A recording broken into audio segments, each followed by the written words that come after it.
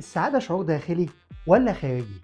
يعني نابع من جوانا ولا من الأحداث والمواقف الخارجية؟ هقول لك الإجابة في آخر فيديو، لكن دلوقتي هقول لك على 3 عوائق تخليك مش سعيد ومبسوط، وده من كتاب المرحلة الملكية.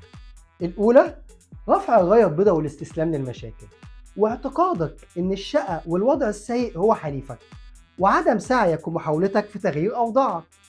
التانية التسويف وتأجيل حل المشاكل. المشاكل عاملة زي كرة التلج، هتسيبها وتأجلها هتكبر وتكبر وتكبر لغاية لما تبقى قد الجبل، وبدل ما كنت هتحل مشكلة واحدة هتلاقي نفسك وسط دوامة مشاكل ما بتخلص.